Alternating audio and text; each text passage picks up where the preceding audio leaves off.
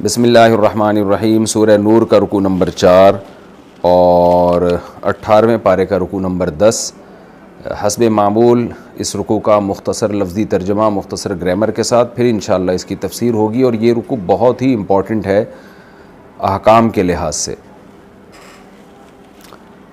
اور یہ رکوع لمبا بھی ہے ذرا. بسم اللہ الرحمن الرحیم. یا ایھا الذین آمنوا، اے لوگو جو ایمان لائے ہو، لا تدخلوا بیوتا، داخل مت ہو گھروں میں. بیت گھر کو بھی کہتے ہیں، کمرے کو بھی کہتے ہیں. کوئی بھی چار دیواری اور چھت ہو نا تو اس کو بیت کہا جاتا ہے، جیسے بیت اللہ ہے. لا تدخلوا بیوتا غیر بیوتکم، مت داخل ہو گھروں میں اپنے گھروں کے سوا. حتی تستأنسوا، یہاں تک کہ تم اجازت لے لو. استیناس کہتے ہیں انسیت حاصل کرنا. تو اجازت میں یہی ہوتا ہے نا کہ جب آپ کسی سے اجازت لیتے ہیں تھوڑا سا مانوس ہو جاتا ہے، اچانک آپ داخل ہوں گے تو اس کو وحشت ہوگی کون آ گیا. تو اس لیے اس کا حاصل ترجمہ کیا جاتا ہے تستأنسوا، تم یہاں تک کہ اجازت لے لو. وَتُسَلِّمُوا عَلَىٰ أَهْلِهَا، اور سلام کر لو اہلہا. ہا بیوت کی طرف نسبت ہے، جمع کا صیغہ ہے نا بیوت، تو اس لیے مؤنث کی ضمیر. اور اس گھر والوں کو سلام نہ کر لو. ذالکم خیر لکم، یہ تمہارے لیے بہتر ہے، یعنی اجازت لینا اور سلام کرنا. لعلکم تذکرون، شاید کہ تمہیں نصیحت حاصل ہو جائے. یعنی ہم نے تمہیں یہ حکم اس لیے بیان کیا تاکہ تمہیں نصیحت حاصل ہو، تم اس پر عمل کرو. فَإِن لَمْ تَجِدُوا فِيهَا أَحَدًا، پس اگر تم نہ پاؤ ان گھروں میں احدن کسی کو بھی، فَلَا تَدْخُلُوهَا، تو داخل مت ہو. حَتَّى يُؤْذَنَ لَكُمْ، یہاں تک کہ تمہیں اجازت دے دی جائے. یؤذن پیسو وائس ہے، اذین یأذن کا معنی اجازت دینا، یؤذن اجازت دیا جانا، یہاں تک کہ تمہیں اجازت دی جائے. وَإِن قِيلَ لَكُمْ، اور اگر تمہیں کہہ دیا جائے ارجعوا، لوٹ جاؤ، فرجعوا، تو لوٹ جاؤ تم. هو ازکا لکم، یہ چیز تمہارے لیے زیادہ پاکیزگی کا ذریعہ ہے. ازکا کمپیریٹیو ڈگری ہے، زکاہ کہتے ہیں نا تزکیہ، پاکیزہ ہونا. تو ازکا لکم، یہ تمہارے لیے زیادہ پاکیزگی کی بات ہے. واللہ بما تعملون علیم، اور تم جو کچھ کر رہے ہو اللہ اسے جانتا ہے. لیس علیکم جناح، تم پر کوئی حرج نہیں ہے، کوئی گناہ نہیں ہے. ان تدخلوا، کہ تم داخل ہو جاؤ، بیوتن گھروں میں، غیر مسکونتن، جو رہائشی نہ ہوں. مسکونہ سکنہ یسکونو کا معنی ہوتا ہے سکونت اختیار کرنا. مسکون جس میں سکونت اختیار کی جائے. مسکونہ یہ مؤنث ہے کیونکہ بیوت ہے نا، مؤنث کا صیغہ استعمال ہوا اس کے لیے. غیر مسکونتین، جو رہائشی نہ ہوں، یعنی تم پر کوئی گناہ نہیں ہے کہ تم داخل ہو جاؤ ایسے گھروں میں جو رہائشی نہ ہو. فیہا متاع لکم، جس میں تمہارا کوئی سامان ہو. متاع اصل میں تو سامان کو کہتے ہیں، لیکن یہاں سامان انسان کی ضرورتوں کو پورا کرتا ہے نا، تو یہاں متاع سے مراد ہے جس سے تمہاری کوئی ضرورت وابستہ ہو. یعنی تم پر کوئی گناہ نہیں ہے کہ تم ایسے گھروں میں داخل ہو جو رہائشی نہ ہوں اور اس میں تمہاری کوئی ضرورت کی چیز ہو، کوئی تمہاری ضرورت وابستہ ہو. تفسیر میں ڈیٹیل آئے گی انشاءاللہ. واللہ یعلم، اور اللہ جانتا ہے، ما تبدون، جو کچھ تم ظاہر کرتے ہو، وما تکتمون، اور جو کچھ تم چھپاتے ہو. قل للمؤمنین، اے نبی مومنین سے کہہ دیجئے، یغضوا، غضا یغضو کا معنی جھکانا، یغضوا من ابصارہم، اپنی نگاہوں سے جھکائیں. تفسیر میں ڈیٹیل بتاؤں گا. بصر آنکھ، نگاہ کو کہتے ہیں، ابصار اس کی جمع، اپنی نگاہوں سے جھکائیں. وَيَحْفَظُوا فُرُوجَهُمْ، اور حفاظت کریں اپنی شرمگاہوں کی. فرج شرمگاہ کو کہتے ہیں، فروج اس کی جمع آتی ہے. ذَلِكَ أَزْكَى لَهُمْ، یہ چیز ان کے لیے زیادہ پاکیزگی کا ذریعہ ہے. ان اللہ خبیر، بے شک اللہ جانتا ہے، بما، ان باتوں کو، یصنعون، جو یہ کر رہے ہیں. صنع یصنع کا معنی باقاعدہ غور و فکر اور تکلف کر کے کوئی کام کرنا، صنعت سازی. تو عمل جب باقاعدہ ارادے سے ہو اور جو ہے نا تکلف کر کے ہو باقاعدہ، تو اس کو صنعت کہا جاتا ہے. جیسے آپ کوئی عمل کرتے ہیں نا تو اس عمل کے نتیجے میں کوئی پروڈکٹ تو وجود میں نہیں آتی، لیکن صنعت سازی جو فیکٹریاں ہوتی ہیں تو وہاں پر چیزیں مصنوع ہو رہی ہوتی ہیں، یعنی باقاعدہ غور و فکر کر کے عمل کیا جاتا ہے، اس کے نتیجے میں جو پروڈکٹ وجود میں آتی ہے اس کو مصنوع کہا جاتا ہے عربی میں. صنعت اور کارخانوں کو مصنع کہا جاتا ہے عربی میں، صنعت کی جگہیں. تو اللہ جانتے ہیں جو عمل یہ لوگ کر رہے ہیں. وَقُلْ لِلْمُؤْمِنَاتِ، اور اے نبی کہہ دیجئے مومن عورتوں سے، یغضضن، یضربن کی طرح، یہ بھی جھکائیں، من ابصارہن، اپنی نگاہوں سے، وَيَحْفَظْنَ فُرُوجَهُنَّ، اور حفاظت کریں اپنی شرمگاہوں کی، وَلَا يُبْدِينَ، اور ظاہر نہ کریں، ابدا یبدی، ابداءً کا معنی ظاہر کرنا، بدا یبدو، بدوًا کا معنی ظاہر ہونا، اور نہ ظاہر کریں زینتہن، اپنی زینت کو، الا، سوائے اس زینت کے، ما ظاہرہ، جو ظاہر رہتی ہے، منہا، اس زینت میں سے. تفسیر میں ڈیٹیل بتاؤں گا انشاءاللہ. وَلْيَضْرِبْنَ، اور چاہیں کہ ڈال دیں. ضرب یضرب کا معنی مارنا بھی اور ڈالنا بھی، اصل میں تھا لیضربن، چاہیے کہ ڈالیں وہ، بِخُمُرِہِنَّ، اپنی چادروں کو. خمار دوپٹے کو، اوڑھنی کو کہتے ہیں، خمر اس کی جمع. اپنی جو چادریں ہیں وہ ڈال کے رکھیں، علی جیوبہن، اپنے گریبانوں پر. جیب عربی میں جیب جو ہے نا گریبان کو کہتے ہیں، یہ جو گریبان ہے نا اس کو کہتے ہیں، یعنی سینہ. تو جیوب اس کی جمع، تو گریبان سے مراد ہے سینہ، اپنے سینوں پہ ڈال کے رکھیں. ولا یبدین زینتہن، اور نہ ظاہر کریں اپنی زینت کو، الا، مگر، لبعولتہن، اپنے شوہروں کے لیے. بعل کہتے ہیں شوہر کو، بعول اس کی جمع آتی ہے. شوہروں کا مطلب یہ ہے کہ بہت ساری عورتیں ہیں تو ان کے شوہر بہت سارے ہوں گے، تو تمام مومن عورتوں کو خطاب ہے، اس لیے ان کو کہا جا رہا ہے، یعنی ہر ایک اپنے شوہر کے سامنے زینت کو ظاہر کر سکتی ہے. او آبائہن، یا اپنے باپوں کے سامنے، یعنی یہ عورتیں اپنے باپوں کے سامنے بھی زینت کو ظاہر کر سکتی ہیں. او آبائی بعولتہن، بعول شوہروں کو، آبا ان کے باپ، ان کے آبا، تو اپنے شوہروں کے باپوں کے سامنے بھی، یعنی سسر جسے کہا جاتا ہے. او ابنائہن، یا اپنے بیٹوں کے سامنے. او ابنائی بعولتہن، یا اپنے شوہروں کے بیٹوں کے سامنے، شوہر کے بیٹے جو ستیلے بیٹے کہلاتے ہیں. او اخوانہن، اخوان بھائیوں کو کہتے ہیں، یا اپنے بھائیوں کے سامنے. او بنی اخوانہن، یا اپنے بھائیوں کے بیٹوں کے سامنے، جس کو بھتیجا کہا جاتا ہے.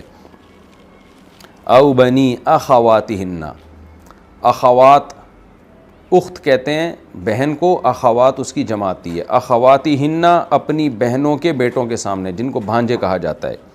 او نسائہن، یا اپنی عورتوں کے سامنے. اپنی عورتوں سے کیا مراد ہے بتاؤں گا. او ما ملکت ایمانہن، یا ان کے سامنے جن کے ان کے داہنے ہاتھ مالک ہیں، یعنی لونڈیاں، اپنی لونڈیوں کے سامنے. او التابعین، یا تابع رہنے والے، غیر اولی الاربا، جو حاجت نہ رکھتے ہوں. اربا کہتے ہیں، ارب عربی میں حاجت کو بولتے ہیں، رغبت، حاجت. تو غیر اولی الاربا، جو حاجت والے نہ ہوں، من الرجال، مردوں میں سے. حاجت سے یہاں مراد ہے جن کو عورتوں کی طرف حاجت ہی نہ ہو، یہ رغبت ہی نہ ہو. تو ایسے تابع لوگ، تابع کہتے ہیں طفیلی بن کے رہنے والے. اب الطفل، یا ان بچوں کے سامنے، الذین، وہ بچے، لم یظہروا علی، ظہرہ کا صلہ جب علی آتا ہے نا، ظہرہ کے بعد علی، تو اس کا معنی ہوتا ہے مطلع ہونا. او لم یظہروا، جو بچے ابھی مطلع نہیں ہوئے ہیں، علی عورات النساء، عورتوں کی پوشیدہ باتوں پر. عورہ عربی میں پوشیدہ چیز کو کہتے ہیں. تو عورت کو بھی عورت اس لیے کہا جاتا ہے نا کہ وہ چھپانے کی چیز ہے. تو عورات اس کی جمع، یعنی عورتوں کی جو خاص فرق کی باتیں ہیں، جو مرد اور عورت کا جو ایک فرق ہے، اس کی حکمتیں، اور اس میں جو مرد اور عورت میں جو ایک ڈیزائرز ہوتی ہیں، ان باتوں پر مطلع نہ ہوئے ہوں. ولا یضربن، اور یہ عورتیں نہ ڈالیں، نہ ماریں، بارجلہن، اپنے پاؤں کو. رجل پاؤں کو، ارجل اس کی جمع. اپنے پاؤں کو نہ ڈالیں، یعنی نہ ماریں. لیعلم، تاکہ جانا جائے، ما، وہ چیز، یخفینا، جو یہ چھپاتی ہیں. اخفا یخفی، اخفان کا معنی چھپانا. من زینتہن، یعنی اپنی زینت، یعنی اپنے پاؤں اتنا زور سے زمین پہ نہ ماریں کہ جس سے یہ ظاہر کر دی جائے وہ زینت جو انہوں نے چھپائی ہوئی ہے، یعنی پازیب وغیرہ کی آواز، اور وہ زینت ظاہر نہ ہو. وَتُوبُوا إِلَى اللَّهِ جَمِيعًا اور توبہ کرو اللہ کی طرف جمیعاً سب کے سب أَيُّهَا الْمُؤْمِنُونَ اے مومنوں یعنی مرد ہو یا عورتوں سب اللہ کی طرف توبہ کرو لَعَلَّكُمْ تُفْلِحُونَ تاکہ تم کامیاب ہو جاؤ وَأَنْكِحُوا ایک ہوتا ہے نکاح ينکحو تو اس کا معنی ہوتا ہے نکاح کرنا تو اس کا امر آئے گا انکحو اور ایک ہوتا ہے انکاح ينکحو انکاحا باب افعال سے اس کا معنی نکاح کرانا تو یہ انکحو ہے اکرمو کی طرح وَأَنْكِحُوا الْأَيَامَ مِنْكُمْ ایم کہتے ہیں بے نکاحی کو ایم کا لفظ جو ہے نا بہت ہی کامن ورڈ ہے کوئی بھی شخص جو مرد ہو یا عورت ہو جو جس کی وہ مرد جس کی بیوی نہ ہو وہ عورت جس کا شوہر نہ ہو اس کو ایم کہا جاتا ہے اور اس کی جمع ایام آتی ہے اب اس میں وہ کنوارے لڑکے بھی آ گئے جن کی شادی نہیں ہوئی وہ کنواری لڑکیاں بھی آ گئیں جن کی شادی نہیں ہوئی اور وہ بیوہ عورتیں بھی آ گئیں جن کی شادی ہوئی تھی شوہر مر گئے طلاق یافتہ عورتیں بھی آ گئیں جن کی شادی ہوئی تھی مگر طلاق ہو گئی اور وہ مرد بھی آ گئے جن کی شادی ہوئی لیکن بیوی کو طلاق دے چکے ہیں یا ان کی بیوی مر چکی ہے تو کوئی بھی شخص جو شوہر کے بغیر ہو کوئی بھی عورت جو شوہر کے بغیر ہو اور کوئی بھی مرد جو بیوی کے بغیر ہو اس کو عربی میں ایم کہا جاتا ہے اس کی جمع ایامہ تو اس لیے اردو میں اس کا ترجمہ کریں گے بے نکاحی لوگ انکحوا الایام منکم اور تم میں جو بے نکاحی ہوں یعنی جن کا نکاح نہ ہوا ہو ان کا نکاح کرا دیا کرو والصالحین من عبادکم اور اپنے غلاموں میں بھی جو صلاحیت والے ہوں عباد عبد کی جمع و امائکم امہ باندی کو کہتے ہیں اما اس کی جمع اور اپنی باندیوں میں بھی یعنی تم میں جو بھی بے نکاح ہوں ان کا بھی نکاح کرا دیا کرو اور اپنے غلام اور باندیوں میں جو صلاحیت والے لوگ ہوں اس کا مطلب کیا میں بتاؤں گا انشاءاللہ ان کا بھی نکاح کرا دیا کرو ان یکونوا فقراء اگر یہ بے نکاحی لوگ فقیر ہوں گے یغنیہم اللہ اللہ غنی کر دے گا ان کو من فضلہ اپنے فضل سے واللہ واسع علیم اللہ وسعت والا یعنی وسعت کا مطلب بڑے ظرف والا ہے فضل والا ہے علیم اور جاننے والا ہے وَلْيَسْتَعْفِفِ الَّذِينَ اصل میں تھا لیستعفف عفت سے رہنا عفت کا کیا مطلب ہوتا ہے اپنی عزت کو بچا کے رکھنا پاک دامنی بھی اس میں آتی ہے یعنی عفت کا لفظ عام طور پہ دو معنوں میں عربی میں استعمال ہوتا ہے ایک بھیک مانگنے سے بچنے کو عفت کہا جاتا ہے اور ایک کسی بھی فحش کام سے بچنے کو عفت کہا جاتا ہے عفیف کہتے ہیں نا عربی میں جس نے اپنے آپ کو بھیک مانگنے کی ذلت سے بھی بچایا اور غیر اخلاقی حرکتوں والی ذلت سے بھی اس نے اپنے آپ کو بچایا غیر اخلاقی سے مراد زنا ہے یا اور جو اس طرح کی حرکتیں ہوتی ہیں تو عفت سے رہیں وہ لوگ لا یجدون نکاحا جو نکاح پاتے ہی نہیں ہیں یعنی نکاح ان کے لیے ممکن ہی نہیں ہے حتی یغنیہم اللہ یہاں تک کہ غنی کر دے اللہ تعالیٰ ان کو من فضلہ اپنے فضل سے والذین اور وہ لوگ یبتغون الکتاب جو عقد مکاتبت چاہتے ہیں یبتغون یہ بغا یبغی کا معنی چاہنا ابتغاء کا معنی بھی چاہنا اصل میں یبتغیون تھا یہ کئی دفعہ یہ لفظ آیا قرآن میں کتاب کہتے ہیں یہاں کتاب سے مراد ہے عقد مکاتبت تفسیر میں ڈیٹیل آئے گی میں انشاءاللہ بتاؤں گا اس کی جو بھی عقد مکاتبت کرنا چاہتے ہیں مما ان لوگوں میں سے ملکت ایمانکم جن کے تمہارے دائیں ہاتھ مالک ہیں یعنی جو تمہارے غلام اور باندیاں وغیرہ ہیں جو ان میں سے جو بھی عقد مکاتبت کرنا چاہیں فکاتبوہم تو ان سے عقد مکاتبت کر لیا کرو کاتبہ یکاتب مکاتبتاً عقد مکاتبت کرنا ان سے عقد مکاتبت کر لیا کرو ان علمتم فیہم خیرا اگر تم جانو ان میں بھلائی وآتوہم اور دو تم ان کو من مال اللہ الذی آتاکم اللہ کے اس مال سے جو اللہ نے تمہیں دیا ہے ولا تکرہوا فتیاتکم اور مت مجبور کرو اپنی جوان باندیوں کو فتیہ جوان باندیوں کو کہا جاتا ہے فتح کہتے ہیں نا عربی میں فتح جوان لڑکے کو تو فتیہ جو ہے وہ فتیات اس کی جمع آتی ہے باندیوں کو کہا جاتا ہے فتیتن بھی جمع آتی ہے فتیتن تو فتح کے بعد جو گولتے آتا ہے نا تو وہ باندی جوان باندی فتن لڑکا عام طور پر اس کا اطلاق غلام پر بھی ہوتا ہے نوجوان لڑکے پر اور فتح جب آخر میں تا ہوگی تو جوان لڑکی، اور عام طور پر اس کا اطلاق باندی پر ہوتا ہے، اور فتیہ جمع آتی ہے، اور فتایات یہ باندیوں کو کہا جاتا ہے۔ اپنی باندیوں کو، جوان باندیوں کو مجبور مت کرو، علی البغاء، بغاء زنا کو بھی کہتے ہیں، سورہ مریم میں گزر چکا ہے نا، ما کان ابوک امرأ سوء وما کانت امک بغیہ۔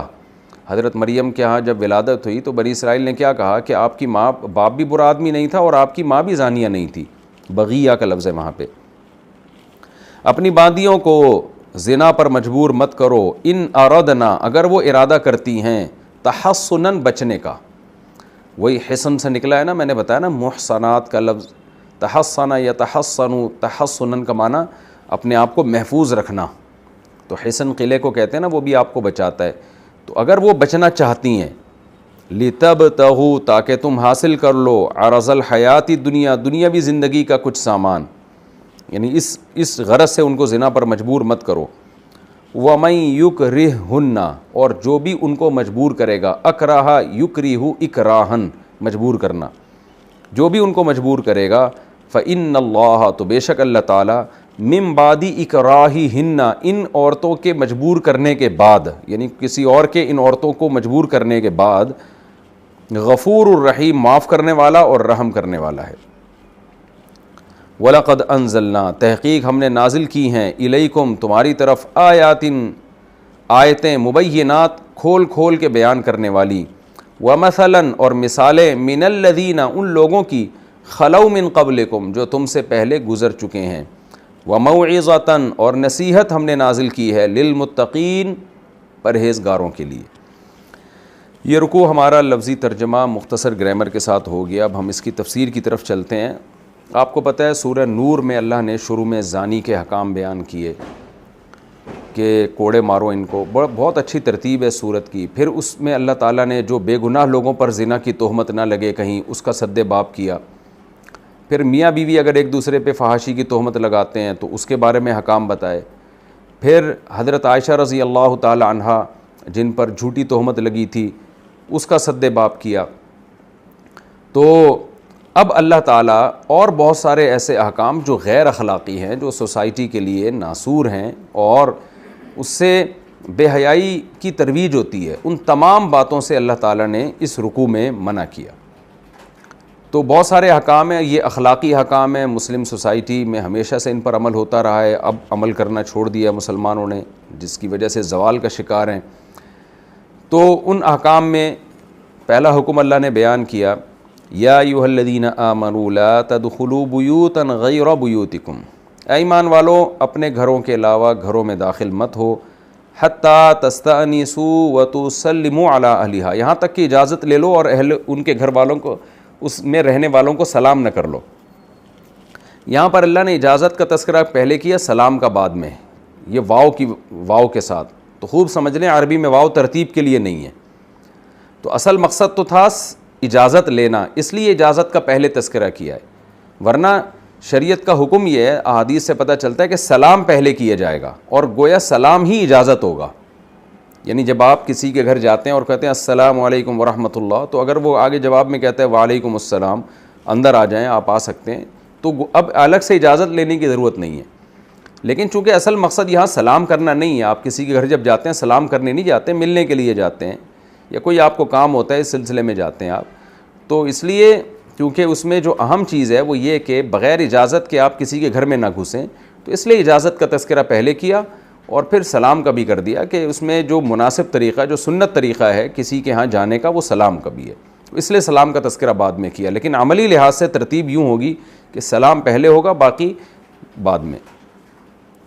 تو اے ایمان والو کسی کے گھر میں مت داخل ہو جو تمہارے گھروں کے علاوہ ہو، یہاں تک کہ تم ان سے اجازت طلب کر لو اور سلام کر لو ان کے گھر والوں کو، ذالکم خیر لکم لعلکم تذکرون، یہ تمہارے لیے بہتر ہے تاکہ تمہیں نصیحت حاصل ہو۔ یہ ہم اس لیے بیان کر رہے ہیں تاکہ تم نصیحت حاصل ہو تمہیں اور اس پر عمل کرو۔ دیکھیں اپنے گھر میں کیا حکم ہے، یہاں تو اللہ نے فرمایا کہ دوسرے کے گھر میں بغیر اجازت کے مت جاؤ۔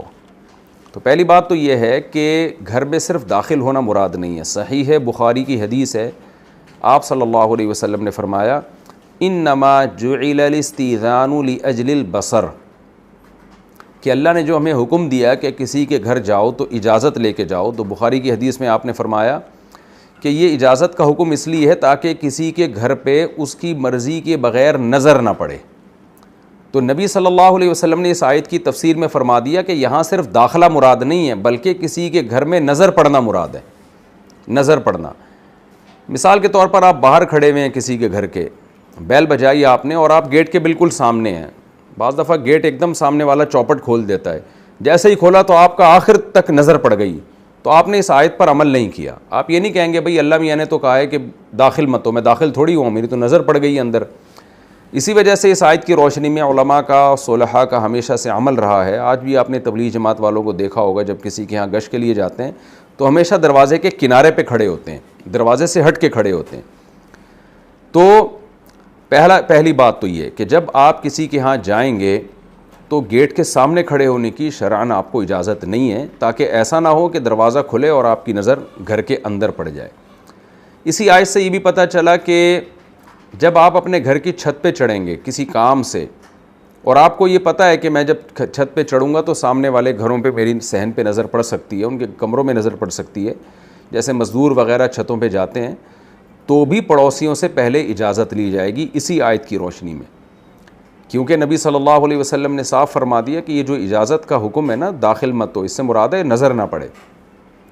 تو لہذا ایسا ہوتا ہے آج کہیں کسی کے ہاں مزدور آئے ہوئے ہوتے ہیں یا کسی کی کوئی چیز گم گئی ہے، چھت پہ چڑھنا ہے تو بغیر بتائے چھت پہ چڑھے جاتے ہیں، پورے محلے پہ گھروں پہ نظر پڑ رہی ہوتی ہے۔ اب تو حیا ہی ختم ہو گئی ہے، نظر پڑ بھی جائے تو لوگوں کو کوئی فرق ہی نہیں پڑتا، لیکن ظاہر ہے حیا سے متعلق مسائل ہیں۔ عام طور پہ گھروں میں عورتیں بھی ہوتی ہیں، بے پردہ بیٹھی ہوتی ہیں، تو بے تکلف ہوتا ہے انسان اپنے گھر میں، دوسرا اس کے گھر میں جھانک لیتا ہے، کسی گناہ پہ بھی نظر پڑ سکتی ہے۔ شریعت کا حکم تو یہ ہے کہ گناہ پہ پردہ ڈالو، اور آپ نے دیکھ لیا اس کے گناہ کو تو یہ بھی اسی میں داخل ہے کہ آپ نے تجسس کیا۔ تو اس لیے گھر کی چھت پہ چڑھنا، کسی ایسی جگہ پہ جانا کہیں بھی کہ آپ کی کسی کی گھر پہ نظر پڑ سکتی ہے، تو وہ بھی اس آیت کی روشنی میں حرام ہے۔ تیسرا اس میں اہم حکم یہ، یعنی آیت کے مفہوم میں ہی یہ تمام احکام داخل ہیں کہ یہ جو اللہ تعالیٰ نے فرمایا کہ کسی کے گھر میں تم اجازت کے بغیر جا نہیں سکتے یا گھس نہیں سکتے، تو احادیث سے ہمیں یہ بھی پتہ چلتا ہے کہ اس سے مراد ہے کسی کی پرائیویسی میں بھی مطلع نہیں ہو سکتے آپ۔ یعنی اس آیت میں اللہ نے دو وجہ سے حرام کیا، ایک تو بے حیائی سے بچنے کے لیے کہ خام خواہ میں کسی عورت پہ نظر پڑے گی، وہ بے پردہ بیٹھی ہوئی ہے، وہ نہیں یعنی بے حجاب بیٹھی ہوئی ہے، اور دوسرا یہ کہ کسی کی پرائیویسی میں آپ گھس جائیں گے۔ ایک آدمی کوئی کام چھپ کے کر رہا ہے، آپ کی نظر اس پہ پڑ جائے گی، تو لوگوں کی پرائیویسی پہ مطلع ہونے کی اجازت نہیں ہے۔ اس حکم کو اللہ نے سورہ حجرات میں اور ڈیٹیل سے بیان کیا، وَلَا تَجَسَّسُوا، تجسس میں مت لگو۔ تو اسی آیت سے ہمیں یہ پتہ چلتا ہے کہ کسی کے موبائل میں گھس جانا اس کی اجازت کے بغیر، کسی نے اپنا موبائل آپ کو استعمال کرنے کے لیے دیا اور آپ اس میں چیٹ جا کے پڑھنا شروع، یہ بہت بڑی بیماری ہے آج لوگوں میں۔ کسی نے اپنا کمپیوٹر دیا، آپ جا کے ہسٹری چیک کر رہے ہیں کہ یہ کیا کیا دیکھتا ہے، اور اس کی ہارڈ ڈسک میں گھسے ہوئے ہیں، کس کس کی تصویریں رکھی ہوئی ہیں۔ مجھے ایک صاحب نے بتایا کہ میں نے کمپیوٹر خریدا تو جس نے بیچا اس نے ٹیم ویور جو ہے وہ اس میں انسٹال کیا ہوا تھا، اور پتہ نہیں کیا اس نے ٹیکنیکل کام کیا کہ اس کے لیپ ٹاپ میں گھسا۔ وہ خاتون تھیں جس نے مجھے بتایا یہ، اور وہ اس خاتون کے لیپ ٹاپ میں گھس کے ان کی تصویریں نکال کے بلیک میل کرنے لگا۔ تو بہت ہماری سوسائٹی میں اس طرح کی گندگیاں ہوتی ہیں۔ تو نہ ہمیں تجسس کی اجازت ہے، نہ ہمیں کسی کی پرائیویسی میں گھسنے کی اجازت ہے۔ اسی طرح گھر کے اندر کسی کا کوئی پرسنل روم ہے، اپنا ذاتی کمرہ ہے، تو اللہ نے تو کہا نا گھروں میں مت جاؤ، تو گھر کا مطلب اگر کوئی کسی کے گھر میں کوئی اپنا پرائیویٹ روم ہے تو اس کا بھی یہی حکم ہے۔ علماء نے لکھا ہے کہ بیٹا جب بالغ ہو جائے نا، لڑکا بالغ ہو جائے، تو باپ بھی اس کے کمرے میں اس کی پرمیشن کے بغیر اچانک نہیں جا سکتا۔ یہ ہو سکتا پتہ نہیں کس حال میں وہ لڑکا بیٹھا ہوا ہو تو اچانک والد اس میں گھس جائے۔ اسی طرح کسی بہو کا ایک اپنا کمرہ ہے تو ساسیں بعض دفعہ اس میں ایسے گھس جاتی ہیں کہ بھئی ہمارا گھر ہے، ہم جہاں جس کمرے میں چاہیں چلے جائیں۔ تو اللہ تعالیٰ نے ان تمام قسم کی باتوں پہ پابندی لگا دی ہے۔ کسی کا بھی کوئی پرائیویٹ روم ہے گھر کے اندر تو وہ اس کا ہے، تو اب اس میں نہیں جا سکتے آپ اس کی پرمیشن کے بغیر۔ ہاں اگر باپ کو یہ خطرہ ہے کہ بیٹا گھر میں کمرے میں بند کر کے ایسا نہ ہو کوئی الٹا کام کر رہا ہو، کوئی فحش فلمیں دیکھ رہا ہو، آج کل نوجوانوں میں بیماری بہت ہے، تو پھر پہلے سے بتا دیا جائے اس کو کہ بھئی آپ کو لاک کرنے کی اجازت نہیں ہے، خطرہ ہے اس بات کا کہ کوئی برائی نہ کر رہے ہو، یا بیٹی کے بارے میں خطرہ ہے، کوئی ایسا نہ ہو کہ بند کمرے میں جوان لڑکی ہے کوئی برائی کی طرف نہ جا رہی ہو، تو پہلے سے اس کو بتا دیا جائے کہ یہ پرائیویٹ روم نہیں ہے، آپ کو ہم نے دیا ہے آرام کرنے کے لیے، اس میں کوئی بھی کسی بھی وقت آ سکتا ہے، تو پہلے سے بتا دیا جائے پھر جائز ہے، پھر کوئی حرج نہیں ہے۔ لیکن اچانک چھاپے مارنا اور دوسرے کی برائیوں پر مطلع ہونا یہ ماں باپ کے لیے بھی جائز نہیں ہے، بہن بھائیوں کے لیے بھی جائز نہیں ہے، میاں بیوی کے لیے بھی جائز نہیں ہے۔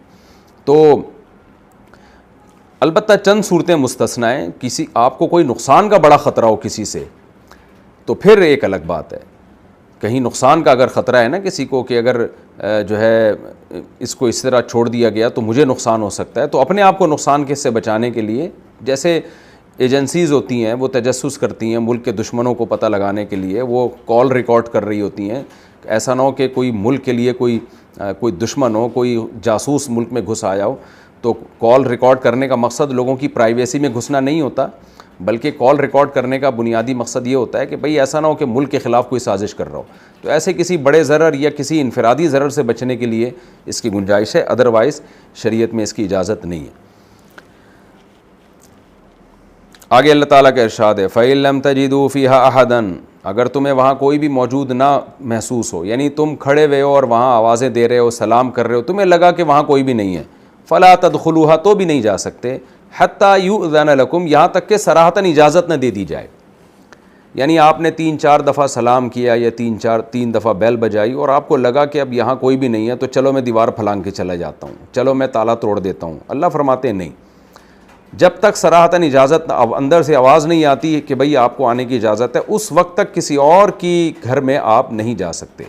اور یہ خوب سمجھ لیں، یہاں کسی اور کے گھر سے مراد کسی کی ذاتی ملکیت والا گھر نہیں ہے، بلکہ وہ گھر جس میں کوئی رہتا ہو، چاہے وہ آپ ہی اس کے مالک ہو، یعنی آپ مالک ہو لیکن آپ نے کرایہ دار کو دیا ہوا ہے، تو اب یہ نہیں کہ آپ مالک مکان ہو تو آپ دیوار پھلانگ کے آ جاؤ یا بغیر اجازت کے گھس جاؤ کہ یہ تو میرا ذاتی گھر ہے، تو یہ نہیں، کیونکہ یہاں گھر سے مراد ہے وہ لوگ جو اس گھر میں رہتے ہیں، چاہے وہ گھر ذاتی ملکیت میں آپ ہی کی ملکیت میں ہو، لیکن کرایہ دار بھی ہے تو وہ اس کا گھر کہلائے گا جو اس میں رہتا ہے، یعنی عرف میں جس کا گھر کہا جاتا ہے، تو یہ مراد ہے اس میں۔ تو اللہ نے فرمایا کہ اگر کوئی نہیں ملتا، کیونکہ بعض لوگ ایسا کرتے ہیں کہ آوازیں مار رہے ہیں، دیکھا کہ کوئی نہیں ہے تو وہ پھر ایک بہانہ تلاش لیتے ہیں کہ یار اندر سے کوئی، ہمارا تو فرض پورا ہو گیا تو چلو ہم گھس جاتے ہیں اندر، تو عین ممکن ہے بھائی کوئی ہو وہ نہ ملنا چاہ رہا ہو آپ سے، وہ آواز نہ نکال رہا ہو یا وہ سو رہا ہو، تو یہ یعنی قرآن نے یہ سد باب کیا ہے کہ اندر سے آواز نہ آنا جس کی وجہ سے تمہیں یہ وہم ہونا کہ یہاں کوئی بھی نہیں ہے، یہ اس کی اجازت نہیں دے رہا تمہیں کہ تم اندر چلے جاؤ۔ اب تو جب تک صاف لفظوں میں اجازت نہیں ملتی آپ کو اس گھر میں گھسنے کی اجازت نہیں ہے۔ آگے اللہ تعالیٰ فرماتے ہیں وَإِن قِيلَ لَكُمُ ارْجِعُوا، اور اگر تم سے کہا جائے واپس چلے جاؤ، فَارْجِعُوا، تو چلے جایا کرو۔ بعض لوگوں میں تکبر ہوتا ہے، وہ آتے ہیں جب کسی کے گھر میں بیل بجائی، اندر سے آواز آئی بھئی آپ بار بار بیل بجا رہے ہیں، حدیث میں آتا ہے 3 دفعہ اجازت لی جائے گی، تو 3 دفعہ دروازہ نوک کرنا بھی ثابت ہو گیا اس میں، 3 دفعہ سلام کرنا بھی ثابت ہو گیا، 3 دفعہ بیل بجانا بھی ثابت ہو گیا اس میں، تو تیسری دفعہ کے بعد حدیث میں ہے کہ آپ واپس چلے جائیں، تو 3 دفعہ کے بعد بھی آواز نہ آئے تو بھی واپس جائیں، یا آواز آئی کہ آپ چلے جاؤ میں نہیں ملنا چاہتا آپ سے تو بھی چلے جائیں آپ۔ بعض دفعہ یہ ہوتا ہے کہ اندر والا صاف لفظوں میں نہیں کہتا کہ میں نہیں ملنا چاہتا، بلکہ وہ کوئی بہانہ کر دیتا ہے، جیسے ملازم ہے وہ اندر سے کہہ دیتا ہے بھئی صاحب بہت مصروف ہیں اس وقت، تو یہ بھی ایک بہانہ ہوتا ہے، بعض دفعہ صحیح بھی بات ہوتی ہے، لیکن قرآن کی اس آیت کا مطلب یہ ہے کہ اگر اس گھر کے اندر رہنے والا تم سے نہیں ملنا چاہتا، گیٹ نہیں کھولنا چاہتا، تو اس کو انسسٹ مت کرو، مجبور مت کرو، کیونکہ ہمارے ہاں نا یہ بھی ایک یہ تو جو مشہور لوگ ہوتے ہیں نا ان سے پوچھیں کہ ان کے کتنی فیور میں یہ آیتیں جا رہی ہیں۔ بعض دفعہ لوگ ہوتا ہے کہ آکے میرے ساتھ بھی ایسا ہوتا ہے، جو بھی تھوڑے سے مشہور لوگ ہیں ان کے ساتھ ایسا ہوتا ہے کہ کوئی بندہ سر پہ مسلط ہو کے کھڑا ہو جاتا ہے کہ میں نے ملنا ہے لازمی، اس کو پتہ ہوتا ہے جی مولانا صاحب یا فلاں صاحب گھر کے اندر بیٹھے ہوئے ہیں یا آفس میں بیٹھے ہوئے ہیں، وہ مسلط ہو جاتا ہے کہ ملنا ہی ملنا ہے۔ تو ہر وقت ہر آدمی کا موڈ نہیں ہوتا ملنے کا، بعض دفعہ آدمی کسی ایسی ٹینشن میں ہوتا ہے وہ نہیں ملنا چاہتا، بعض دفعہ گھر میں کوئی ایسی پرابلم ہوتی ہے نہیں ملنا چاہتا، بعض دفعہ نیند کا مسئلہ ہے، 20 قسم کے مسائل ہیں، تو قرآن کہہ رہا ہے اگلے کو مجبور مت کرو کہ وہ تم سے لازمی ملے۔ یہ اخلاقیات ہیں جو آج ہمارے اندر ختم ہو گئی ہیں۔ وَإِنْ قِيلَ لَكُمُ ارْجِعُوا فَارْجِعُوا هُوَ أَزْكَىٰ لَكُمْ، اللہ کہتے ہیں اگر کہا جائے کہ چلے جاؤ تو چلے جاؤ، یہی تمہارے لیے زیادہ پاکیزگی کا ذریعہ ہے. یعنی اس کے خلاف چلو گے تو پاکیزگی نہیں ہوگی، بلکہ تمہاری عزت کا بھی جانے کا خطرہ ہے، اور تکبر کی بات بھی ہے، سامنے والے کا نقصان بھی ہے، گناہ بھی ہے اس میں، اور تمہارا اپنا بھی نقصان ہو سکتا ہے. تو یہ گناہ کی بات ہے. ظاہر ہے جو چیز گناہ سے بچانے والی ہوگی وہ پاکیزگی کی چیز ہوگی. تو چلے جانا واپس یہ زیادہ پاکیزگی کا ذریعہ ہے. اللہ نے کمپیریٹیو ڈگری اس لیے استعمال کی کہ بعض دفعہ سر پہ مسلط ہونے والا آدمی یہ سمجھتا ہے کہ نہیں جی میرا فائدہ اسی میں ہے کہ میں مل کے جاؤں اور جانے میں نقصان ہے. تو اللہ کہتے ہیں نہیں، ایسے موقع پہ جانے میں فائدہ ہے، زیادہ فائدہ ہے. ٹھیک ہے کچھ ہو سکتا ہے، کچھ نقصان ہو ملاقات نہ کرنے کا، لیکن کرنے کا نقصان ایسے موقع پہ ملاقات نہ کرنے کے نقصان سے زیادہ ہے. واللہ بما تعملون علیم، اور جو کچھ تم عمل کرتے ہو اللہ اس کو جانتا ہے. علماء نے لکھا ہے کہ یہاں جو اللہ نے فرمایا نا کہ کسی کے گھر میں مت جاؤ، تو گھروں میں صرف گھر مراد نہیں ہے، کسی کی کوئی بھی پرائیویسی کی جگہ ہو، اس کا آفس ہے، اس کا دفتر ہے، اس کا خاص کمرہ ہے، یا کہیں بھی کوئی بھی ایسی جگہ پہ بیٹھا ہو کہ وہ اپنے آپ کو لوگوں سے چھپا کے بٹھایا ہوا ہے اس نے، تو تمام قسم کی جگہیں اس آیت کے مفہوم میں داخل ہیں.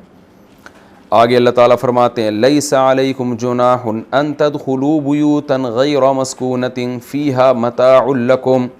صحابہ کرام پر چونکہ قرآن مجید کا اثر بہت زیادہ ہوتا تھا، اللہ نے کہہ دیا نا کہ کسی کے گھر میں مت جاؤ، کوئی بھی ایسی جگہ ہے اجازت کے بغیر مت جاؤ. تو کچھ جگہیں ایسی ہوتی ہیں جہاں جو چار دیواری میں تو ہوتی ہیں لیکن وہ پبلکلی سب کے لیے اوپن ہوتی ہیں.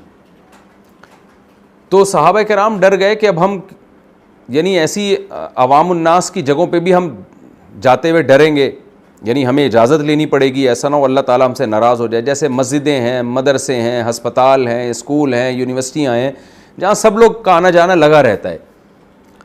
تو اس بات کا خطرہ تھا کہ جن لوگوں میں تقوی کا بہت زیادہ غلبہ ہے کہیں ایسا نہ ہو کہ وہ کہیں بھی چار دیواری کے اندر جانا چھوڑ دیں اجازت کے بغیر، اور اجازت لینے میں وہاں حرج ہے. اس لیے اللہ تعالیٰ نے اس کو مستثنیٰ کر دیا کہ تم پر کوئی گناہ نہیں ہے کہ تم ایسے گھروں میں جاؤ. یہاں گھروں سے مراد کوئی بھی چار دیواری ہوتی ہے نا، جہاں احاطہ ہوتا ہے. گھر سے مراد وہ جو ہمارے متبادر ہو رہا ہے کہ رہنے کے گھر، وہ مراد نہیں ہے. کوئی بھی ایسے گھر غیر مسکونۃ جو رہائشی نہ ہوں، فیہا متاع لکم اور تمہارے وہاں ضرورت کی کوئی چیز ہو، جیسے پارک ہیں، مسجدیں ہیں، ہسپتال ہیں، کوئی بھی ایسی جگہیں، ہوٹل ہیں. تو اللہ فرماتے ہیں اس میں کوئی گناہ نہیں ہے کہ تم اس میں چلے جاؤ، یعنی وداؤٹ پرمیشن وہاں تم سب جا سکتے ہو. تو خلاصہ یہ ہے کہ وہاں کیونکہ پرائیویسی نہیں ہوتی، سب کو اوپنلی آنے کی اجازت ہوتی ہے. تو اس آیت میں اللہ نے بتا دیا کہ پچھلا جو ہم نے حکم دیا ہے نا وہ اس لیے دیا ہے کہ کسی کی پرائیویسی میں مت دخل اندازی مت دو، اور اس کو مجبور بھی مت کرو کہ وہ تم سے لازمی ملاقات کرے. واللہ یعلم، اللہ جانتا ہے، ما تبدون وما تکتمون، جو تم ظاہر کرتے ہو اور جو تم چھپاتے ہو. کیا مطلب؟ اللہ کو پتہ ہے کہ ایسا نہ ہو کہ تم ان آیتوں کے ظاہر سے ناجائز فائدہ اٹھانا شروع کر دو. بعض دفعہ انسان کسی ایسی جگہ پہ جاتا ہے جو پبلکلی سب کے لیے اوپن ہوتی ہے، لیکن اس کی نیت تجسس کرنا ہوتا ہے کہ وہاں جا کے دیکھوں فلاں کیا کر رہا ہے. تو وہ قرآن کی اس آیت سے غلط فائدہ اٹھا سکتا ہے کہ بھئی اللہ نے تو اجازت دی ایسی جگہوں پہ جانے کی. بھئی اجازت تو دی ہے لیکن تمہارے دل میں کیا ہے؟ تمہارے دل میں تو چور ہے، تم تو کسی اور نیت سے جا رہے ہو. تو اس لیے اللہ نے فرما دیا کہ اللہ کو تمہارے دلوں کی حالت پتہ ہے کہ کون اس اجازت سے جائز فائدہ اٹھائے گا اور کون اس اجازت سے ناجائز فائدہ اٹھائے گا. لہذا کچھ چھپانے کی اللہ سے کوشش نہ کرنا. قل للمؤمنین یغضوا من ابصارہم ویحفظوا فروجہم. اجازت سے متعلق اللہ احکام دینے کے بعد ایک اور بہت اہم ترین اللہ تعالیٰ حکم دے رہے ہیں مسلم سوسائٹی کے لیے. یہ وہ احکام ہیں جن کا غیر مسلموں کے ہاں کوئی ویلیو نہیں ہے ان احکام کی. وہ کیا ہے کہ اے نبی آپ مومنین سے کہہ دیجئے اپنی نگاہوں سے حفاظت کریں. یعنی نگاہوں میں سے بعض نگاہوں کی من تبعیض کے لیے آتا ہے، بعض نگاہیں ایسی ہیں جن کو جھکانا پڑے گا. وَيَحْفَظُوا فُرُوجَهُمْ اور اپنی شرمگاہوں کی حفاظت کریں. یہاں اجماع امت سے اور احادیث سے یہ بات ثابت ہے کہ یہاں مومنین سے مراد مومن مرد ہیں، اور نگاہ کی حفاظت سے مراد یہ ہے کہ عورتوں سے، نامحرم عورتوں سے نگاہ کی حفاظت کریں. یعنی نظر کو جھکائیں، وہ نظر اٹھائیں نہیں. میں پوری پہلے آیت کا مفہوم بیان کر دوں، پھر اس کے فقہی احکام اور اختلاف جو اس میں ہے وہ انشاءاللہ بیان کروں گا۔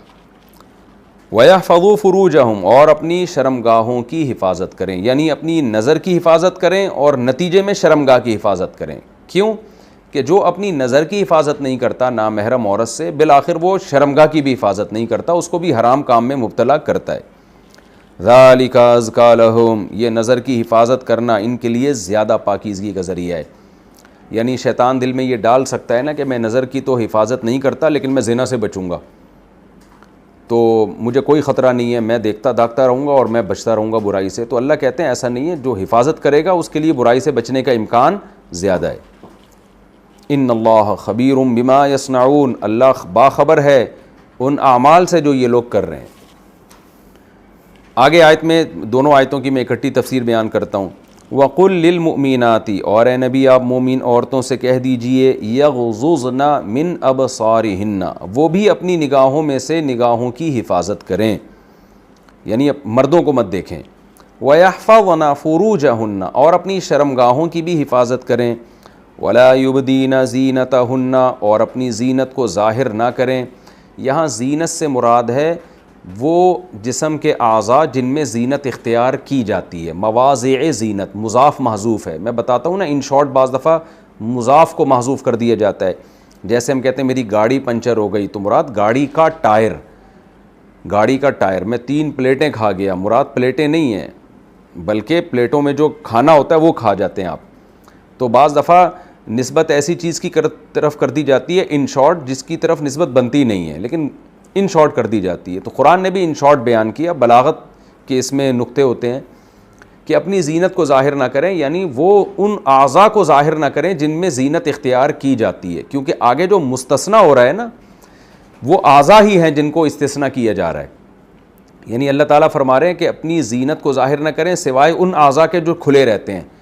تو کیا مطلب؟ ان اعضاء کو چھپائیں جن میں زینت اختیار کی جاتی ہے، البتہ کچھ اعضاء ایسے ہیں جن میں زینت تو اختیار کی جاتی ہے مگر وہ ظاہر رہتے ہیں، تو یہ مطلب ہوا۔ تو اس سے صاف پتہ چلتا ہے کہ پچھلی آیت کا مطلب کیا ہوا کہ لا یبدین زینتہن، یعنی مواضع زینتہن، کہ اپنی زینت کے مواضع کو، اپنی زینت کی جگہوں کو ظاہر نہ کریں، الا مگر ان جگہوں کو ما ظہر منہا، جو ظاہر رہتی ہیں۔ کیا مطلب ہے اس آیت کا اور اس سے پچھلی آیتوں کا؟ اس سے جو پچھلی آیت ہے جس میں اللہ تعالیٰ کا ارشاد ہے اے نبی آپ مومنین سے کہہ دیجئے کہ اپنی نگاہوں کی حفاظت کریں، اپنی نگاہوں میں سے نگاہوں کی حفاظت کریں۔ کیا مطلب؟ کہ جو جب مرد عورت کی طرف دیکھتا ہے نا تو اس دیکھنے کی اور اس نگاہ کی بہت ساری قسمیں ہیں۔ ایک قسم ہے مستحب، کہ آپ کہیں نکاح کے لیے جاتے ہیں تو شریعت نے آپ کو ترغیب دی ہے کہ ایک نظر آپ اس کو دیکھیں، اپنی ہونے والی بیوی کو، منکوحہ کو۔ جیسے حضرت مغیرہ ابن شعبہ رضی اللہ عنہ سے بھی مروی ہے کہ آپ صلی اللہ علیہ وسلم نے حکم دیا، یہ حکم استحبابی حکم ہے، استحباب کا مطلب کوئی واجبی حکم نہیں ہے لیکن مستحب قرار دیا۔ تو یہ وہ نگاہ ہے جہاں حفاظت واجب نہیں ہے بلکہ مستحب ہے کہ اس کو دیکھ لیا جائے، جس کے ساری زندگی کے لیے شریکہ حیات بنانے جا رہے ہیں۔ ایک دیکھنا وہ ہے جو جائز ہے، جو مستحب یا ثواب تو نہیں ہے لیکن جائز ہے۔ وہ کون سا دیکھنا ہے کہ آپ کو کسی نامحرم عورت کو دیکھنے سے کہیں بھی شہوت کا کوئی دور دور کا اندیشہ نہیں ہے آپ میں، اور یعنی کہیں بھی دور دور کا کوئی اندیشہ نہیں ہے، اور نہ وہ عورت باپردہ ہے کہ وہ اس کو برا لگ رہا ہے کہ کوئی مجھے دیکھے۔ تو یہ وہ دیکھنا ہے جو جائز ہے۔ اس کی میں ڈیٹیل بتاتا ہوں، اس کو ایز اٹ از نہ لیا جائے، پوری میں آگے اس کی تفصیل بیان کرنی۔ اصل مسئلے کے لحاظ سے یہ جائز ہے دیکھنا۔ اور ایک تیسرا دیکھنا وہ ہے جس میں آپ شہوت کی نیت سے کسی عورت کو دیکھ رہے ہیں، لذت حاصل کرنے کے لیے کہ کتنی خوبصورت ہے، اور اس میں آپ کی طبیعت پھر اس کی طرف مائل ہو رہی ہے، یہ نظر بالشہوہ کہلاتی ہے، یہ حرام ہے جو اس آیت میں داخل ہے۔ اور ایک چوتھی صورت یہ کہ آپ دیکھ تو شہوت کی نیت سے نہیں رہے ہیں لیکن آپ کو خطرہ ہے کہ میں دیکھوں گا تو شہوت پیدا ہو جائے گی، تو یہ دیکھنا بھی حرام ہے۔ تو دیکھنے کی بہت ساری قسمیں ہیں، تو اللہ نے کہا بعض قسمیں ایسی ہیں جو حرام اور ناجائز ہیں، تو ان بعض میں 2 قسمیں ناجائز ہیں۔ ایک شہوت کی نیت سے دیکھنا، یعنی آپ دیکھ ہی بری نیت سے رہے ہیں، جیسے کہ عام طور پر آج کل لڑکے لڑکیوں کو اسی نیت سے دیکھ رہے ہوتے ہیں، اور دوسرا اس نیت سے دیکھ تو برائی کی نیت سے نہیں لیکن آپ کو غالب گمانے کہ میں دیکھوں گا تو میرے دل میں خیالات، وسوسے اور شہوت پیدا ہوگی۔ تو یہ 2 قسم کے دیکھنے حرام ہیں۔ ایک قسم کا دیکھنا جائز ہے وہ دیکھنا ہے کہ جس میں آپ کو کوئی نہ شہوت ہے نہ شہوت کا کوئی خطرہ ہے، اور ایک قسم کا دیکھنا مستحب ہے وہ ہے کہ آپ نکاح سے پہلے کسی ضرورت سے دیکھتے ہیں۔ اسی طرح علاج معالجے کی نیت سے دیکھنا ڈاکٹروں کا کسی پیشنٹ کو، تو وہ بھی جائز ہے۔ اسی طرح کورٹ میں جب کوئی عورت گواہی کے لیے آتی ہے تو عدالت کا اس عورت کے چہرے کی طرف دیکھنا تاکہ اس کو کانفیڈنٹلی یہ پتہ ہو کہ کس عورت نے گواہی دی ہے، کیونکہ کیس میں ایسا مبہم چیزیں نہیں ہوتی، جو گواہ ہوتے ہیں ان کا ریکارڈ رکھا جاتا ہے۔ پہلے زمانے میں تو کمپیوٹرائز سسٹم نہیں تھا، نہ کوئی بائیو میٹرک کا کوئی سسٹم تھا، تو اس میں تو یہی تھا کہ جج دیکھے علی وجہ البصیرہ کہ کون سی عورت ہے جو فلاں کے خلاف گواہی دے رہی ہے۔ ایسا نہ ہو کہ برقعے میں کوئی اور عورت چھپی ہوئی ہو، نام کسی اور کا اناؤنس ہو رہا ہو، تو گواہی کا سارا نظام خراب ہوگا۔ تو جج کے لیے عورت کی طرف دیکھنا جو گواہی دے رہی ہے اس کو دیکھنا، یعنی جہاں بھی ضرورت ہوگی وہاں دیکھنا بلا کراہت جائز ہے، اور جہاں ضرورت نہیں ہے تو وہاں پر شہوت کی نیت سے دیکھنا حرام ہے، یا شہوت کا خطرہ ہو تو بھی دیکھنا حرام ہے۔ تو یہ تو میں نے فقہی مسئلہ بیان کیا۔ یہی مسئلہ عورت کے لیے کہ عورت مرد کو جو دیکھے گی تو عورت کے لیے بھی مرد کو دیکھنا شہوت کی نیت سے بالکل حرام ہے۔ شہوت کی نیت نہیں ہے لیکن شہوت کا خطرہ ہے تو بھی ناجائز اور حرام ہے۔ اور اگر یہ دونوں مسئلے نہیں ہیں تو عورت کے لیے مرد کی طرف دیکھنا پھر جائز ہے۔ البتہ عورت کے لیے ایک اور حکم یہ ہے کہ اگر اس کے شوہر ناپسند کرتا ہے کہ وہ عورت کسی اور مرد کی طرف دیکھے تو پھر شوہر کی اطاعت اس میں عورت پر لازم ہے۔ ان سب کے دلائل کیا ہیں یہ انشاءاللہ میں اگلے ایپیسوڈ میں دوں گا، اور یہیں سے پھر میں کنٹینیو اس ٹاپک کو شروع کروں گا۔ تو وقت چونکہ ہمارا کمپلیٹ ہو گیا، اور ابھی دلائل جب میں ان کے دوں گا تھوڑا سا اس میں ٹائم لگے گا تو بات ہماری ادھوری رہ جائے گی۔ ابھی میں نے اجمالی خاکہ بیان کیا ہے کہ نظر کی حفاظت کہاں فرض ہے، کہاں مستحب ہے، کہاں جائز ہے، اور کہاں بالکل ہی حرام ہے۔ تو یہ کچھ احکام میں نے بیان کیے، ان کے مختصر دلائل میں انشاءاللہ اگلے ایپیسوڈ میں دوں گا۔ ہمارا وقت ابھی چونکہ کمپلیٹ ہو گیا ہے تو انشاءاللہ ہم اگلے ایپیسوڈ سے اسی آیت سے دوبارہ شروع کریں گے، سورہ نور کا رکوع نمبر 4 اور 18ویں پارے کا رکوع نمبر 10، قُل لِّلْمُؤْمِنِينَ يَغُضُّوا مِنْ أَبْصَارِهِمْ۔ یہاں سے انشاءاللہ میں دوبارہ شروع کروں گا اس کی تفسیر سے۔ اللہ تعالیٰ سمجھنے کی، عمل کی توفیق عطا فرمائے۔ وما علینا الا البلاغ۔